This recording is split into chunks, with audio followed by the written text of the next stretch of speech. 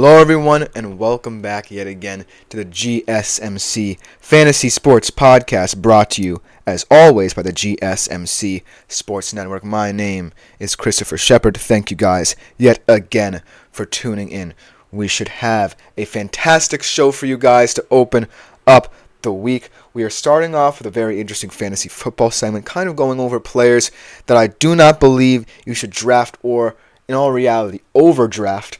We're also going to be looking for the first time ever into a training camp and assessing that aspect of the game fantasy-wise. We're going to be looking at perhaps one of the most controversial teams to talk about in the Cleveland Browns in terms of fantasy. We're going to be looking at Quinn Ewers, one of my favorite college players, plays for my favorite team, Hook'em.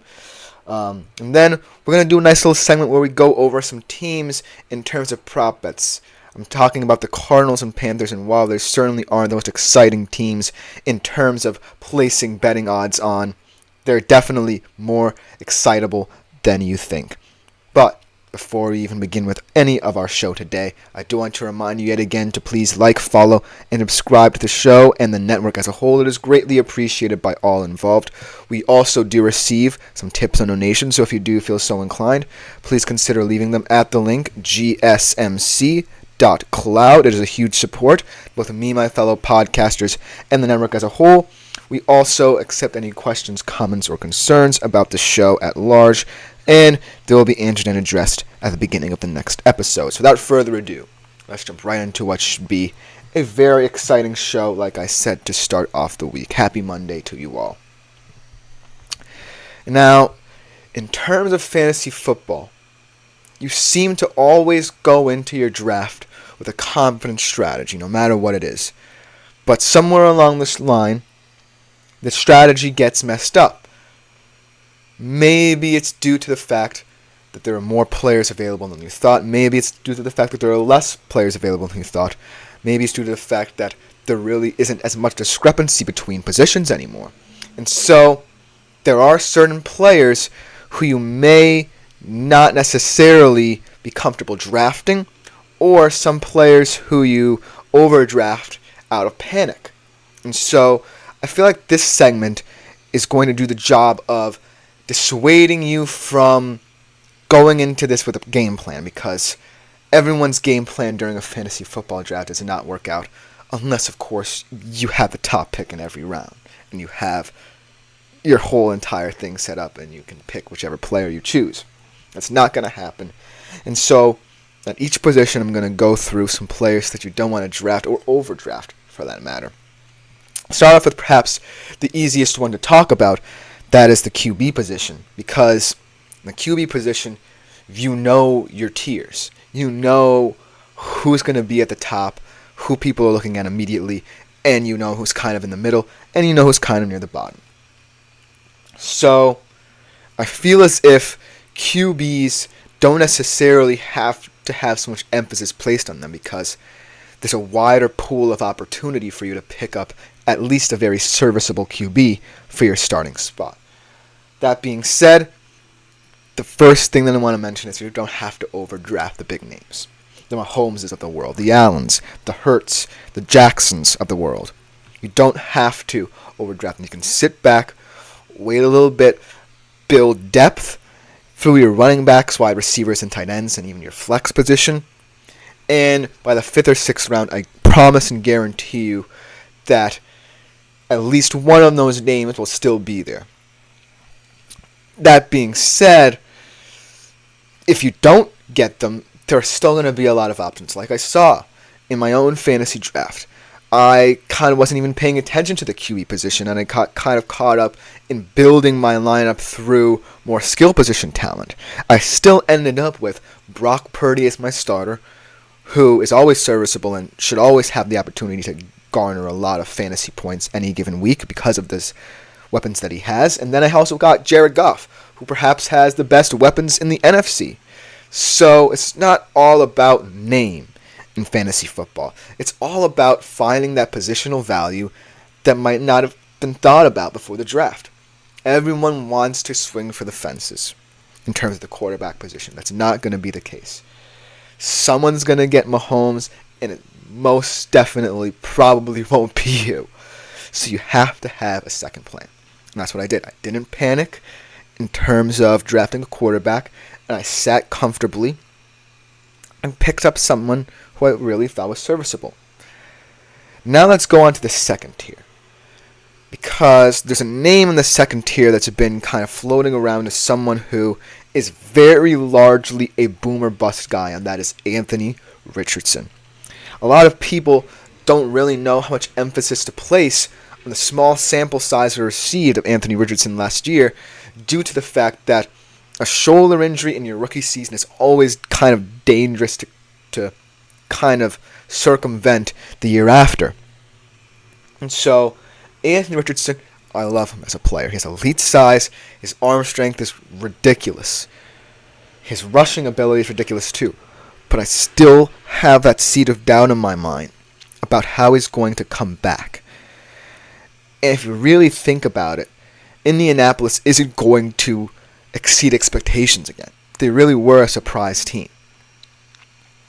So I feel like placing Anthony Richardson on any tier above, say, the serviceable quarterback for your fantasy team, perhaps not even a starter, I think, is really kind of crossing the line, bridging the gap in between these two kind of mindsets. Because if you think of him as elite, that's definitely very risky, because there are going to be a lot of quarterbacks, like I said, in that middle tier who I would definitely grab. Richardson could be one of them, but I'm still kind of skeptical about how he's going to look in this team. And we talk about some older guys. How much trust do you place in guys like Aaron Rodgers and Kirk Cousins? Because they're both in offensive systems that seem like they're decent fits, but at the end of the day, they are getting older. Kirk Cousins is coming off an Achilles injury. So is Rodgers, for that matter. And I feel as if too much heavy emphasis is being placed on their success. A lot is hinging on the offensive successes of these teams. I'm not sure if Aaron Rodgers or guys like that, and Kirk Cousins for that matter, are going to be able to sustain their levels of success that we've seen throughout their career, especially in fantasy, because they don't necessarily translate as fantasy guys either. They're not guys who are going to get you the production and stats you need in fantasy. They're guys who largely are comfortable with distributing the ball in any way they can. They're not big names anymore. And so, how you feel offensively about these teams should not sway your decision on whether or not you swing for the fences on a Rodgers or a Cousins. Because I certainly do not think they're on the plus side of, say, the tier 2 of quarterbacks who I think about. They're kind of declining and lowering in my rankings and rungs in terms of where they are. That being said, they do have good offenses, and should they develop rapport with certain players, then, anything can happen. But right now, I'm very low on them. Now, let's switch to the running back position, because that's very interesting. Let's talk about someone much like Anthony Richardson, who burst onto the scene, had a lot more games than Anthony Richardson, for that matter, to really prove himself, and that's Kyren Williams. Kyren Williams is definitely going to be someone who is going to be tossed around your fantasy league if, people feel he's better as a flex option, because that's my big question about him. Is he too good to be true? Is he kind of in this mirage where everyone's searching for an elite running back outside of, say, Christian McCaffrey or Breece Hall, and Kyren Williams is truly a revelation? That being said, is he really going to sustain that level of success? Or the Rams, for that matter, going to sustain that level of success? How long is their rope? And so, Kyren Williams, I feel like, is going to be a player who's not going to have a cemented spot on really a lot of people's fantasy teams. I just think he's a guy who's going to be a nice streaming option where he's going to have disappointing days.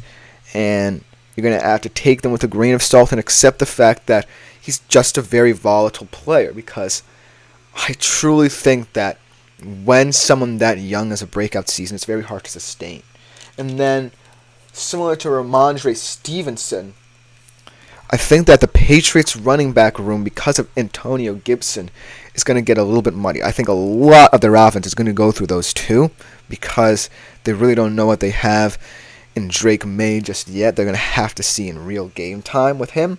But I do still like Ramondre Stevenson as an option. It's just a matter of where he places in your opinions and what you think of him and how you think of this Patriots offense as a whole. And then, to wrap it all up, let's talk about some receivers. Let's talk about how Stephon Diggs fits into this Texans offensive scheme, if he even is going to be the number one receiver in terms of target share on this team, because that will certainly affect how this whole offense operates. Because if C.J. Stroud has to pay extra attention to Stephon Diggs, then who knows how kind of convoluted this Texans wide receiver group is going to become, because they developed a rapport last season. You want to sustain it for this season, and so adding Stephon Diggs might muddy the waters a little bit. And then, to finish this all off, let's talk about a guy in Brandon Ayuk who maybe has been impacted by trade talks and trade rumors. How is he going to play in this offense, knowing that he's either in a prove-it season for himself to stay on the 49ers, or he's auditioning for another team? And so the wide receivers, while there's a lot of talent there, it's also a question of how they fit, what affects them, and this all-encompassing mindset of which positions you value. And if I look at this list of all these positions, I think that the one thing that I can offer my advice upon is to not panic. Because if you do, then all these players kind of lose their luster. And they all have something special about them that really makes them players that you want to debate about. But at the end of the day, it's ultimately your opinion that matters. Do you really view these players as well as others? That's the question. But after this, we are going to be looking at the Cleveland Browns training camp and what this means in terms of implications for fantasy. They're definitely a team to look out for. We'll be back after the break. I feel like I'm losing my mind. Is everybody in the world blind? Please, Lord, give me a sign, a sign. I feel like I'm losing my mind. Is everybody in the world blind? Please, Lord, give me a sign, a sign. I wanna be the greatest. Everybody on the fake shit. I look around and feel like everybody is the fakest. I make this every day and I'm impatient, hoping one day I blow up from the basement. Statement, the top is so vacant. I don't hear shit that I think is amazing. Waiting for my day when I'm playing sold out shows for 1,000 faces. Hey, give me that crown, get in my way and to be put down. It ain't your place, all this my town. If I want that shit, then I'll get it right now. I'm losing it, the noose it fits, I'm losing shit. A stupid myth, you choose to live or choose to dip. You choose to fight or lose your grip and lose a gift. I feel like I'm losing my mind. Is everybody in the world blind? Please, Lord, give me a sign, a sign. I feel like I'm losing my mind. Is everybody in the world blind? Hello everyone and welcome back to the GSMC Fantasy Sports Podcast, brought to you as always by the GSMC Sports Network. Before we get into our second segment of the day, which should be a good one, I do want to remind you that if you do feel so inclined, please consider leaving a tip or donation at the link gsmc.cloud. It is a huge support to both me, my fellow podcasters, and ultimately the network as a whole. But we're going to stick with this screen, and we are going to discuss a team in the midst of training camp. A team that certainly is going to be heavily scrutinized at almost every position in terms of fantasy. and that is the Cleveland Browns. And the reason why this is the only team that really intrigues me and catches my eye in terms of their training camp preparations is because of the storylines. So many different storylines at each and every position that really catch the eye. So, I just wanted to present some research. I read this in an article. I was inspired by it because of the intrigue surrounding the Browns, and I really wanted to get more in depth about how to view this team come fantasy draft time. Without further ado, let's jump right into what makes the Browns such an interesting team. And let's start off, before we get to our little graphics that I present, let's start off with the coaching.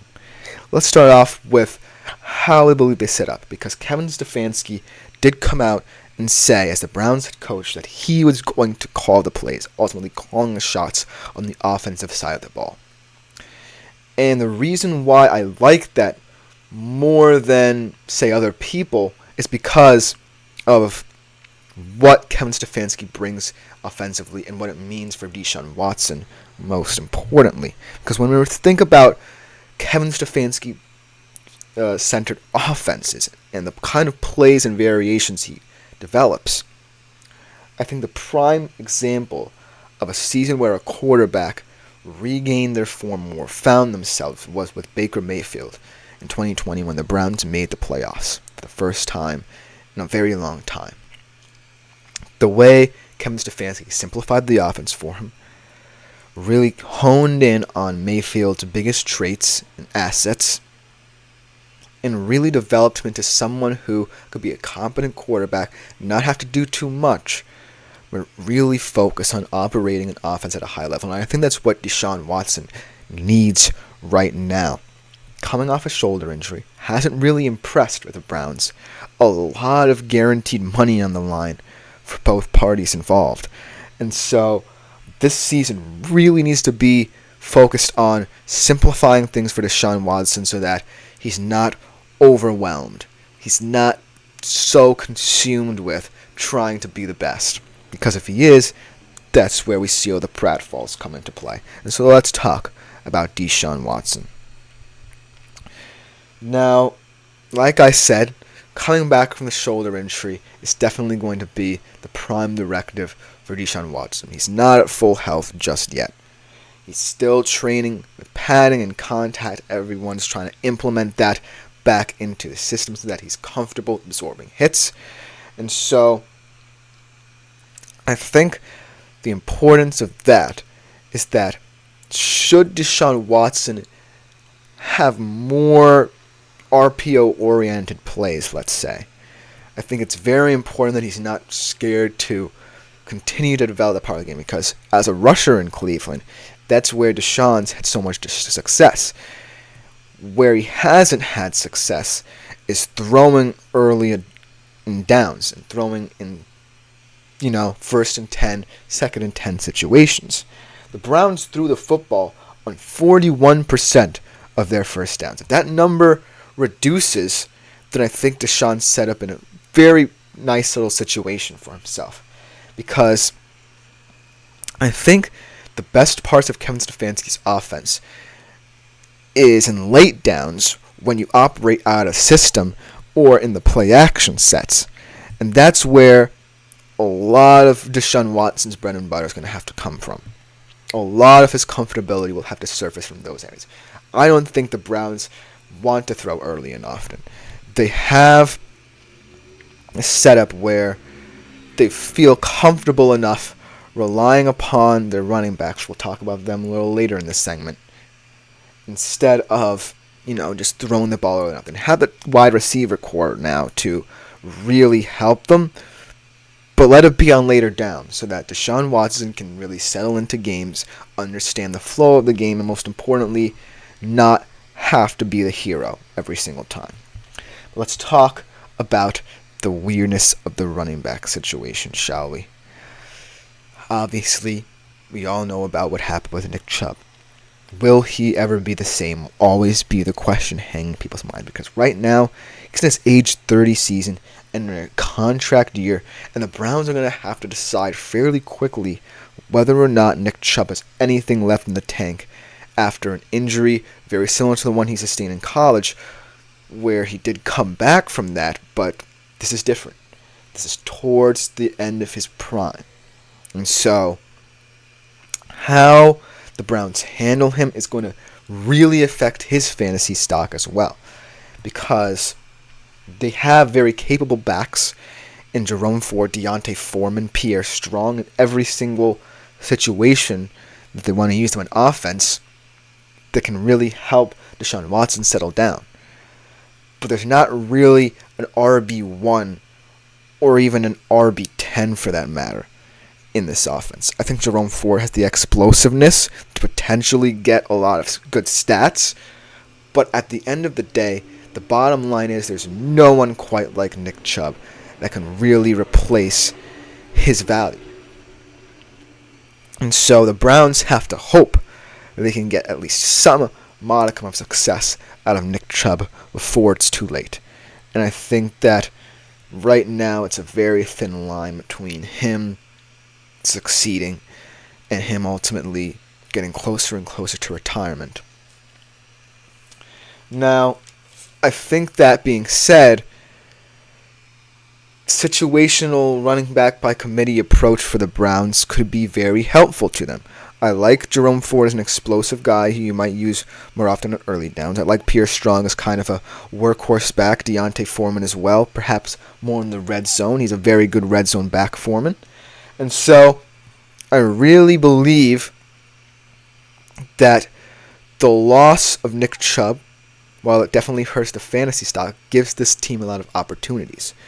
Maybe one of these guys can emerge as a flex option or even a super flex option to really kind of be the surprise on your team. It can be a surprising player who could potentially win or lose you games. But this running back room is definitely going to be looked at a lot more closely because of what's happening with Nick Chubb.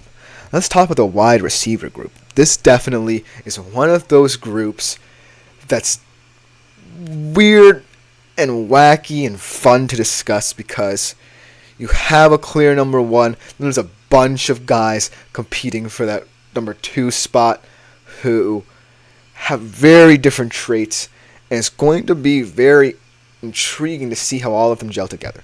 And that's the wide receiver room. Let's talk about them for a little bit. You have Amari Cooper, a consistent receiver, 1,000-yard receiver any given year. It should really be Deshaun Watson's go-to target. Then you have in this picture right here Elijah Moore, who I really like as a route runner. Very capable of making contested catches. Very capable of getting targets in the red zone. Then you have Jerry Jeudy now, who you acquired from the Broncos. And he's always been someone who I really want to see more because I think he has the traits to really be a very exciting, say, outside receiver who can really stretch the field vertically. And so the variance of the wide receivers in this Browns offense really excites me, and it should excite you as fantasy football managers. Because when you think about the wide receiver market, you don't really think about brand names on the Browns. Maybe you view Amari Cooper as someone like a Mike Evans, someone who I talked about in my mock draft, where he's just a very consistent player. But I think that the reason the Browns receiving room is not viewed as highly in fantasy is just because it's so well-rounded, it's so balanced. And while I like balance, I think that when you view an entire room compared to an individual, it brings a lot more perspective to who is better than someone else. If you're really breaking down wide receiver rooms here, I don't think you would view the Browns as one where there's a clear number one player who's going to get the bulk of the stats. I think it's very even. I think Amari Cooper, at the end of the day, is just someone who is a consistent player like Mike Evans, who's always going to be a wide receiver one, but never really get the respect. He's always going to be undervalued. It's just because of this wide receiver room. who is going to be the guy behind Mari Cooper in the setup. And that's going to be the conundrum a lot of you face. But if there's one conundrum that you have no problem with, it's perhaps the conundrum of the tight end position, because David Njoku is also getting very undervalued. Last year he caught fire. That was obviously under Joe Flacco, so make of that what you will and see if he has the same kind of stats under Deshaun Watson. But at the end of the day, David Njoku kind of gets forgotten in this wild tight end market. I haven't even mentioned him. It's always been the old guard. It's always been the young guns. And David Njoku just finds himself sitting in the middle, kind of lurking in the background. But if you pick him up, he's going to be special for you. David Njoku is always someone who is going to be one of the most reliable players in this Browns offense. He's always the escape route. He's always going to be in Stefanski's plans, getting Njoku open, and special things happen. And the overall perfect fantasy player, especially from this crowded Browns offense, is perhaps Njoku. And when I fully assess this team, especially on the offensive side of the ball, and I think about what's best for them going forward, it's really keying in on getting Njoku involved in every single facet of this offense. Because if they do, that's where they got success. That's what happened with Baker. Baker found the comfortability in passing to his tight end a lot, and so did Flacco. And so that's what this Browns offense needs to succeed. Open it up for Deshaun. Get him more involved in play action. Get your best weapons involved. Find a secondary piece who can bail you out. And I think the Browns offense is going to be very diversified. And it's also going to be very intriguing for fantasy managers everywhere. That should just about do it for this segment. Coming next, we are on to one of my favorite players in all of college football. My favorite team in all of college football. That is, of course, Mr. Quinn Ewers. A big year ahead for this kid. We'll be right back to talk about him after the break. Looking for your daily fix of sports talk without having to pay for it? GSMC Sports Network is available on YouTube. Just search GSMC Sports Network. Get your fix of daily sports talk shows on YouTube, absolutely free. NFL, college football, NBA, MLB, MMA, UFC, fantasy football, and so much more. GSMC Sports Network has shows running all day long, with new sports shows starting every 2 hours. Just like on your favorite cable sports channel, except GSMC Sports Network is absolutely free. Hello everyone and welcome back to the GSMC Fantasy Sports Podcast. In this next segment, should get a lot of Texas fans, including myself, very hyped. We are going to continue with our fantasy college football player profiles with a guy who wants to make a statement in his final year at UT Austin, and that is, of course, the great Quinn Ewers. Let's talk about this young man for a bit, especially in terms of fantasy, where he could be a very sneaky pick to be your starting college football fantasy quarterback. And so, the thing I love about Quinn Ewers, right, is that consistency has always been the problem with him. But a lot of people don't necessarily talk about his mentality. It's a double-edged sword here. While he hasn't been as consistent as people have wanted him to be, his mentality has entirely changed. This is a new and improved Quinn Ewers we saw from when he arrived on the Texas campus, mullet and all, not necessarily fully committed to the project, and then to where he was last year, guiding Texas to the CFP, keeping them in games, just showing a great amount of moxie and development in himself that is going to translate to Texas starring in the SEC this year and having their expectations heightened so much. I think that Quinn Ewers is more than prepared to assume the mantle in his final season as one of the elite college football quarterbacks. And so without further ado, let's talk about his fantastic season last year and what he's going to take into his final year as the Texas Longhorns starting quarterback. Last year was his best season by far, 69% completion percentage, 3,479 yards, 22 touchdowns, and 6 interceptions. A couple injuries, so who knows how much his stats could have been inflated if he started every game, but those stats certainly are very eye-popping compared to where he was as a freshman.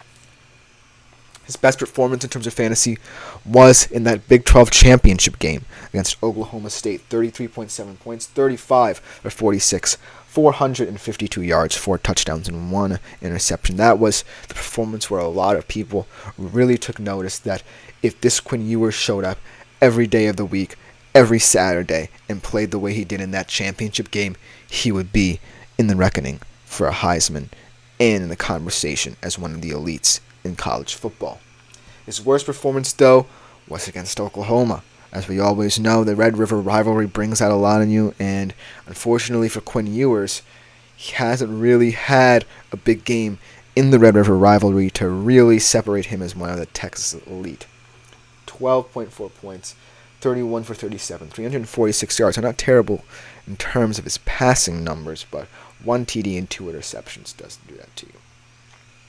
And so, when I look at Quinn Ewers for this year, it's certainly going to be a very exciting ride for the Texas Longhorns. They believe that they can compete with Georgia in the SEC. They believe that they can get one of those buys in the CFP. But at the end of the day, I really think what it's going to come down to is the new players in this setup. They lose Jonathan Brooks. They lose Xavier Worthy. They lose Jatavion Sanders in this offense. So they needed to replace all of those guys in a hurry. So what do? They go to the portal. They get Isaiah Bond, who has a lot of potential but hasn't really starred as a wide receiver one. Last year in Alabama, he had some big plays, but he never really, got to that level where he comfortably was a wide receiver one, but I think he's going to do very well in this Longhorn setup. They got Amari Nyblack at the tight end position, another guy who could potentially have a breakout season. And they got Matthew Golden and Silas Bolden from Houston and Oregon State, respectively. And those guys round out this receiver room that brings a lot of intrigue and hope and optimism to this Texas Longhorns offense. But that's all it really is, because we haven't seen them play together. And the comfortability and rapport that Quinn Ewers developed with guys like Worthy and Sanders might have disappeared a little bit. He's now going to have to break in new guys. And while it certainly isn't beyond him to do that, I certainly believe that his mentality is going to be key here. The consistency questions are always going to arise. If he has an off day, everyone's going to be talking about that. But his mentality is key. He completely changed his mindset last year, completely bought into the culture that Texas wanted. And as a result, he got to the CFP. Had one of the best seasons for Texas since that 05 season. And so I really believe that if he just ignores the consistency and focuses on mentality, that's where a lot of success will stem from. Because developing trust in receivers is not easy, especially when most of your receiving core from last year is gone. But I do believe his saving grace is that O-line, because unlike with the skill positions, the O-line retains most of its starters. Kelvin Banks could be a first-team All-American. I really think that this O-line is going to have its way with opposing SEC defenses and really help Quinn Ewers kind of settle down. That being said, I also think a large part of Quinn Ewers' success or failures in this coming season comes down to Steve Sarkisian. Because right now, I don't believe there's a coach in this country who places more trust in his depth than Steve Sarkisian. And what I mean by that is, I think that this season, it's a bold prediction for this season, I wouldn't be surprised if he puts Manning into some games. I wouldn't be surprised if he's more bold now that Texas is one of the deeper teams in the country. And so, for Quinn Ewers, especially for his fantasy prospects as well, it's all going to be about getting off to a fantastic start early on. And it's going to be difficult. They face Michigan in week 2, and I believe it's on the road. And Michigan has its own problems, but they're still going to be viewed as one of the elite teams in the country. If Texas wins that game, it truly cements them as someone to be reckoned with. And at the end of the day, that will truly help Quinn Ewers, no matter how they win every single week. Because last year with Texas, the gods of the close games were on their side.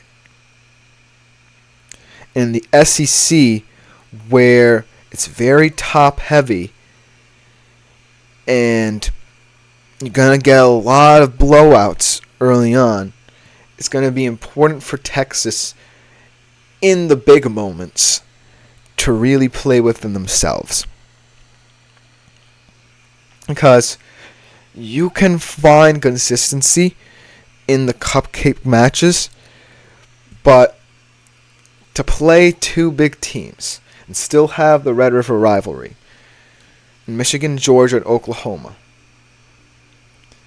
that's where you need to see vintage Quinn Ewers. Say he has a subpar game against a cupcake team on his schedule. That's all fine. If Texas wins, it's fine, because you don't place as much stock on those games as others. But if he underperforms in the Red River rivalry against Georgia, that's when all the doubt will seep in. And like I said, Sarkisian has trust in depth. He has trust in numbers.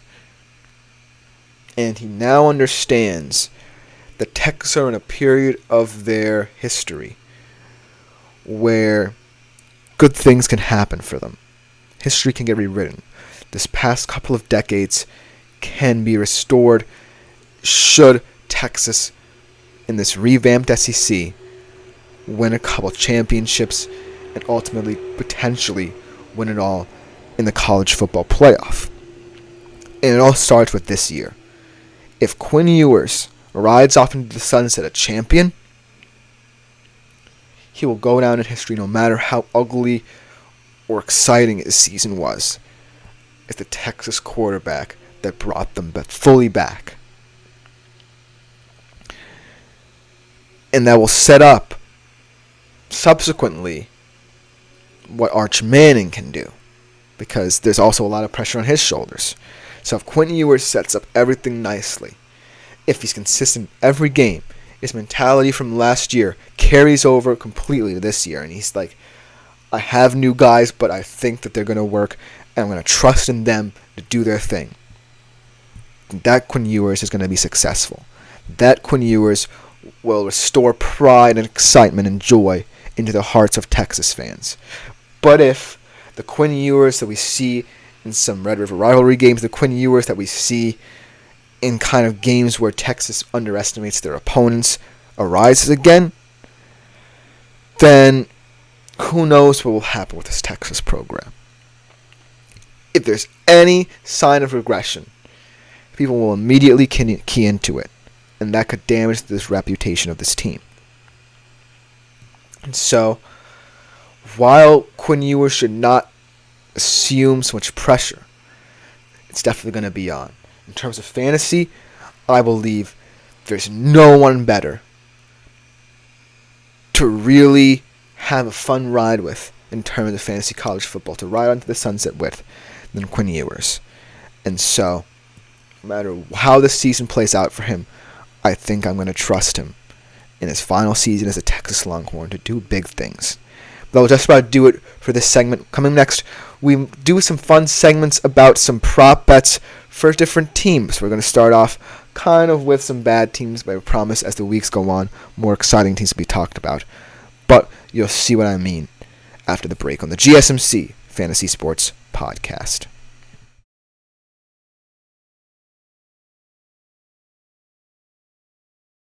For the best and latest podcasts available anywhere, go to the podcast app on your cell phone and type in GSMC to access free content-rich podcasts on health and wellness, book reviews, sports, entertainment, relationships, social media, movies, technology, finance, and even weird news. Subscribe and download the GSMC Podcast Network's family of shows, available everywhere. Hello, everyone, and welcome back to the GSMC Fantasy Sports Podcast, brought to you, as always, by the GSMC Sports Network. We are in the home stretch of today's show. And these last two segments are really segments that I believe will stand the test of time because they're about prop bets. And everyone loves a good prop bet. Now, these two teams, like I said, the Cardinals and Panthers, are the most exciting teams in the league. But that doesn't mean that they have this kind of stigma around them that they can't be bet upon. I think that when you look at them, they're slowly retooling and getting better. The Cardinals might be a bit further along, but there's some hope for the Panthers. But let's start off, of course, with the Arizona Cardinals, because right now, I think they're being a little underestimated. Last year, they really made some strides under Jonathan Gannon that I did not expect out of them, and as someone who follows the NFC West passionately as a Seahawks fan, I think it's nice to know that the Cardinals believe they can stay competitive in this division, because this division is always fun when all four teams can, in some fashion, find some nice little wins and be competitive. And so, while the Arizona Cardinals are one of those teams that you expect to do poorly, that doesn't mean that you can't, find a nice bet that you're comfortable with placing on them. And so I'm going to take you through three popular ones that I think can be confident bets for your portfolio. So let's start off with, let's talk about their win total or win projection. They're projected to either hit over or under 6.5 wins. And this is the one that's a little bit kind of tricky for me, because the Arizona Cardinals are definitely set up to find wins wherever they can. They can definitely sneak up on people. Their offense has certain pieces that I really like. Like I talked about, Trey McBride is going to be a tight end I really like. I drafted him in my fantasy team confidently and said, I love this kid, and I think he's going to do very well. Michael Wilson can certainly round into something. And of course, if Kyler Murray stays healthy, who knows what he brings to the QB position, and who knows how Jonathan Gannon will implement him as well. And so, when I look at this over-under, 6.5 wins certainly feels like a lot, but can this offense, is going to be the question, can this offense really lead in their performances consistently? Can Kyler Murray step back into this offense, trust his weapons, and ultimately surprise people? And I believe he can, but the reason why I'm saying this bet is tricky is because the NFC West is tricky. And that's where I believe the Cardinals will want to focus their most attention on, gaining ground in this division, finding divisional wins.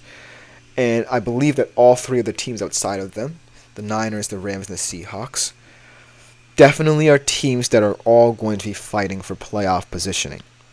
And so the Cardinals, at this moment in time, feel kind of more like spoilers, but that also adds to their win total. Say they get one of two from either the Rams or the Seahawks. Shock them a little bit. That's good for their win total. And then there's some areas of their schedule where, might lighten up. They play the NFC North. Who knows how volatile that division's going to be as well. they can find a few wins there. They can find maybe a win in the AFC East. And so all these wins could stockpile up to really come up on people and surprise them and say at the end of the season, oh, this is a pleasant surprise. I bet money on the over for the Cardinals, and they turned out to prove me correct. That being said, 6.5 wins is a very lofty standard for this team. So I would confidently say take the under, but who knows? I really think this offense is getting a little bit underestimated here. And transitioning from this bet to the next bet is going to really hinge upon how much reliance is going to be in this setup. Kyler Murray over 3,255 yards. And I think that Kyler Murray, a lot of people forget how capable he is as a passer. We saw in many different offenses over the years for the Arizona Cardinals during the Kyler Murray era where Kyler Murray was not afraid to fling the ball down the field, very often for that matter. And in that way, it opens up a lot of things for this Cardinals offense. Last year, it shocked me more than anyone. The Cardinals were one of the highest ranked teams in explosive run rate. They definitely have a very underrated running back in James Conner as well. And so, while I like that aspect of it, and I really want James Conner to do well because he's really going to make a name for himself if he continues to consistently put up the numbers that he does, I think that the Cardinals need a downfield threat. Whether it be Trey McBride in the slot running seam routes, or in the red zone, or Michael Wilson finding some consistency. I really believe that in order for Kyler Murray to hit the over on this, there's going to have to be some elements of verticality added to this offense. They're still going to want to implement Murray's legs into this offense because he's one of the most dangerous runners in the National Football League when he's carrying the football. But at this moment in time, what I want out of the Cardinals is this kind of unafraidness to really vary their offense. When the Cardinals are unafraid, that's where they can pick and choose their moments to find some success. And so, in a season where you're a team that wants to improve, but you have to find wins, I think the best option for them is going to be opening up this offense and shocking people. And while it might not add up in wins, it could add up to Kyler Murray hitting the over. It's plus 100 right now for this over, and I think that's a safe bet. It's not necessarily too long odds, and so that could be an exciting prospect for you. But at this current moment, it's going to be all about how Gannon views Kyler Murray as a passer and how he utilizes that. Now let's go to a fun bet. Let's all talk about week 1 bets. And these are fun bets because it really shows how prepared teams are for the upcoming season. In week 1, the Arizona Cardinals play the Buffalo Bills, their first AFC East game. This should be a very, very exciting game. I don't think it's going to be a telling game because I do expect the Bills to win. But I do think that in terms of points, the odds makers have it right now in terms of over-under at 48.5. This game could exceed that. I'm taking the over on this. A lot of people might take the under because, both of these offenses now have questions at the wide receiver position. And so that calls into question how these very vertical passers are going to throw the football. But that being said, these two quarterbacks know how to operate high-flying offenses, know how to operate in terms of shootouts. Josh Allen's been doing it through his career. Kyler Murray can as well. And so, if Arizona comes out guns a-blazing, Kyler Murray's throwing the ball down the field early and often, I think that this has the opportunity to be a very fun game. and it's very high scoring. However, if they stay a little bit more conservative, if the Cardinals decide that maybe they want to work Kyler Murray back into this offense, this could feel like a day off for the Buffalo Bills, and it could get ugly pretty quickly. Because I really trust that the better way to operate this offense for the Cardinals, the best way for that matter, is for Kyler Murray to be unafraid.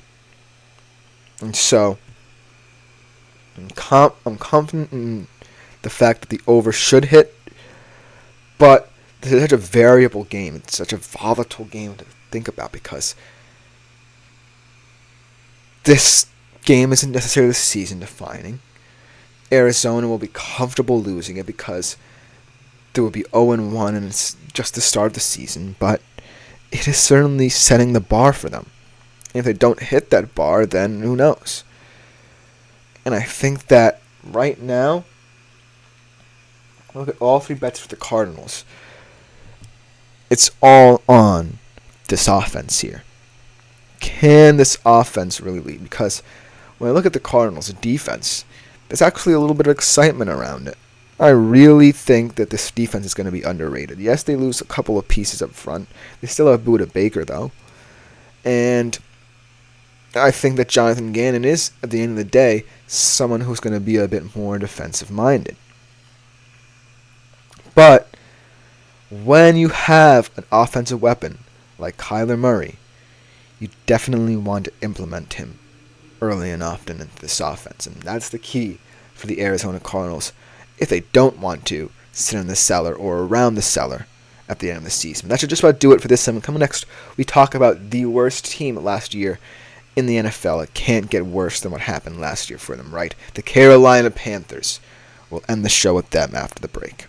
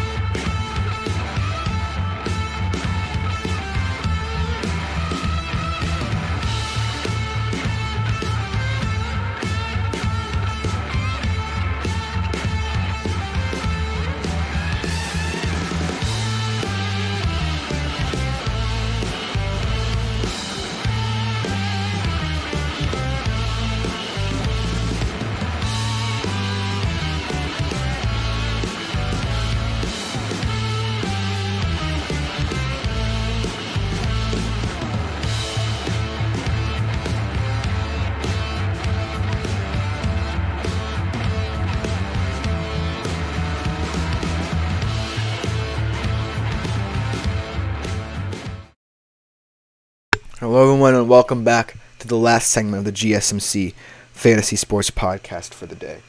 And we are going to end with a segment much like the last one, looking at the worst team from last year, the Carolina Panthers. Now, why would I be presenting this to you if I believe the Carolina Panthers aren't necessarily going to improve as much? Well, when you're the worst in the league, you're kind of fun to bet on, you know? Because everyone likes betting on the underdog.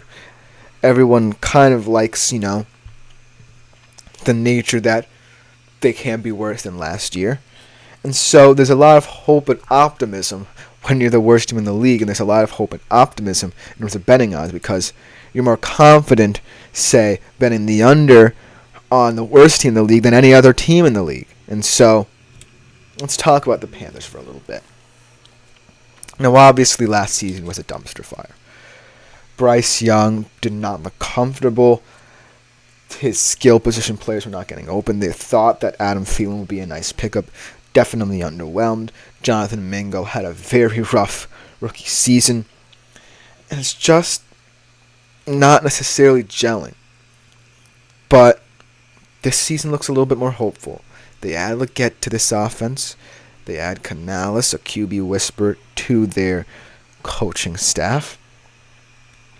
And now things are looking up for the Carolina Panthers. Not as far up as some other teams, but, the volatility of the NFC South can, get them going a little bit. And so I'm going to say that the Panthers are definitely going to be a little bit more volatile in terms of betting odds than you think. They're not going to be this confident, they're definitely hitting the under kind of feeling to them this year. There's an aura of optimism rising in the Carolina Panthers that they can be better. They want to overcome last season, erase it from their memories, and have it be a turning point in the history of this franchise to get back to being a team that can compete at the highest level. So let's start off with their win total. Right now they're at 5.5 wins for the over-under. And I'm going to take the over. And minus 115, that's not a bet that feels like you're kind of pushing it a little bit. That's a bet that could happen. And I'm not saying the Panthers are going to magically win like 6 or 7 games here. But like I said, the NFC South is volatile, man. I don't know if the Indianapolis Colts are going to be for real if Anthony Richardson isn't what they thought there was going to be. Jacksonville certainly has... No, wait, I'm talking about the AFC South. The NFC South is the Falcons. They obviously have Kirk Cousins now. They think that their offense is going to magically, transform into this juggernaut. But at the end of the day, Kirk Cousins is coming off an Achilles injury. And this offense really hasn't necessarily had a consistent level of quarterback play or a consistent offensive producer, for that matter, outside of, Drake London. Maybe Bijan can be that guy if he gets more touches like Raheem Morris said. But at the end of the day, this Falcons offense just seems like an on-paper team right now. Then we look at the Saints and their, situation.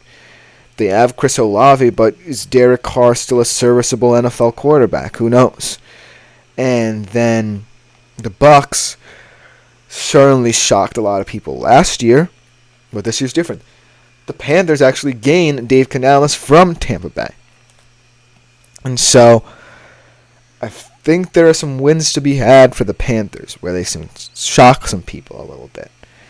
I think that if any one of those NFC South teams has an off day, this is now a team that can take advantage of that. So I would not be shocked if at the end of the season we're looking at a 6-11 Carolina Panthers squad. Now let's talk about one that's a little bit less realistic. Bryce Young over 3,175.5 yards. Now, considering the fact that he added a weapon, it's safe to say that, Bryce Young should feel a little bit more comfortable. But I can't erase from my memory the fact of how uncomfortable he seemed in that transition from the college football, where he was one of the best in the game, to the NFL.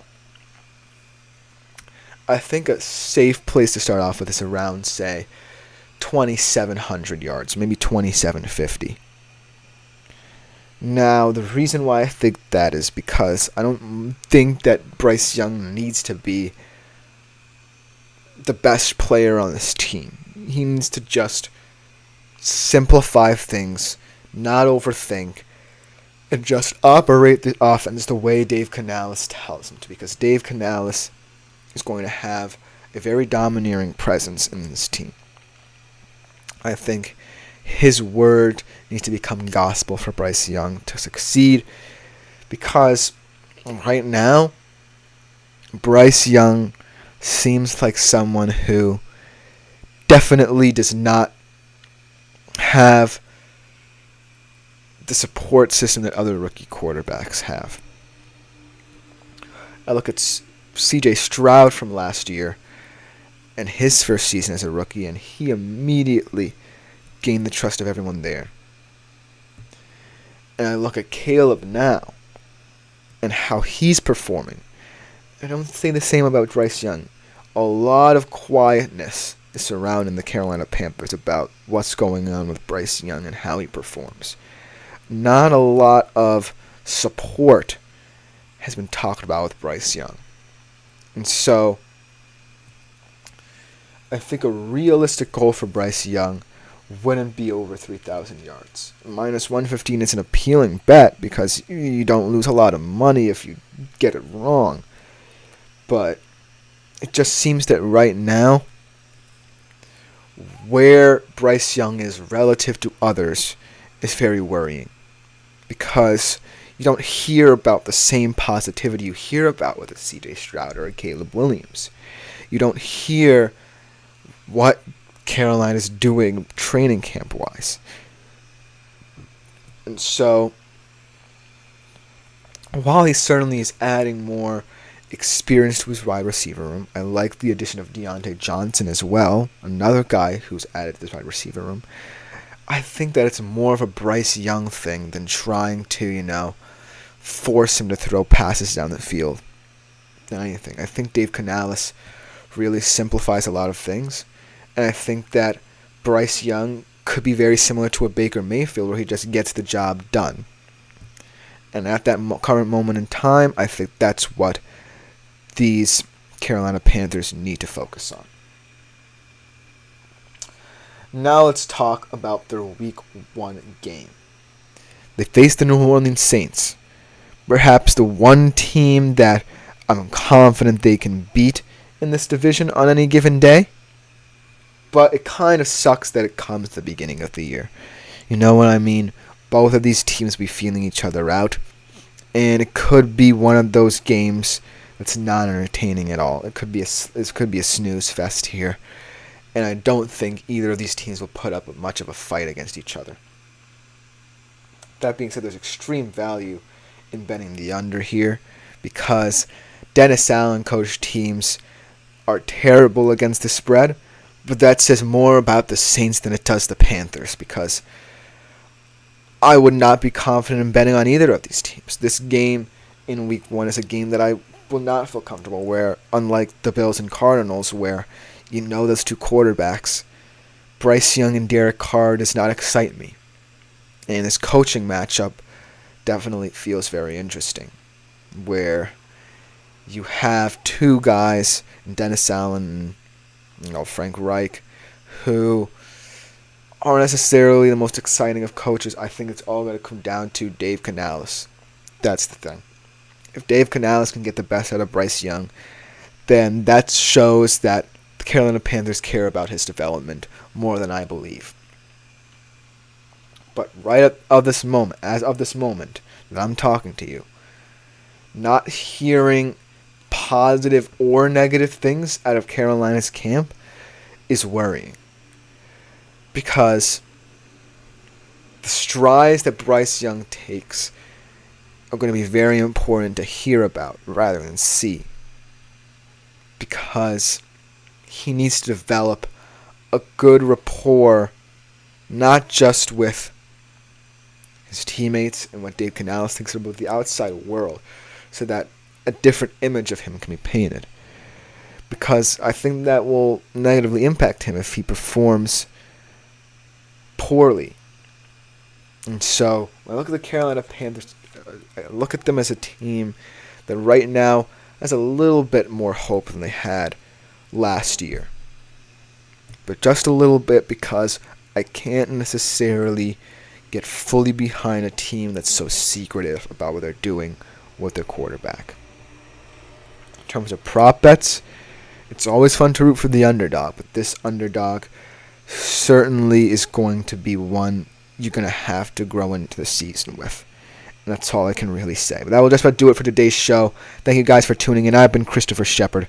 This has been the GSMC Fantasy Sports Podcast, brought to you as always by the GSMC Sports Network. Please like, follow, and subscribe to the show. Leave a tip or donation at the link gsmc.cloud. We will be back better than ever tomorrow with another show. Thank you guys so much.